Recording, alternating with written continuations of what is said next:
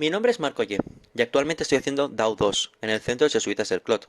Durante el primero de ASICS, concretamente en diciembre, se nos ofreció la posibilidad de realizar las prácticas de segundo en el extranjero. Al principio no le presté mucha atención, pero días más tarde me dije, oye, ¿no te gustaría ir a otro país solo, conocer mucha gente y mejorar otros idiomas? Automáticamente la respuesta fue sí. Después de eso, tenía que decidir dónde ir, así que decidí que Copenhague, Dinamarca, sería una buena opción, pero desgraciadamente no pude tener respuesta de empresas en esa ciudad, por lo que intenté luego Ámsterdam. Y nada.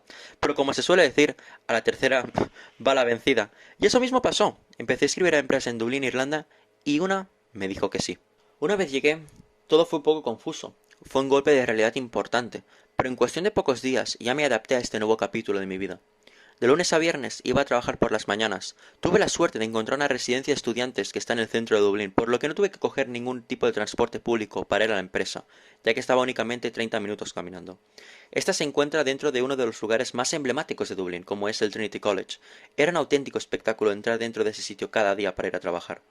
Después de trabajar, estaba en la residencia. En esta hice muchos amigos y siempre nos pasábamos el tiempo visitando la ciudad, o entrenando en el gimnasio, o jugando en el billar.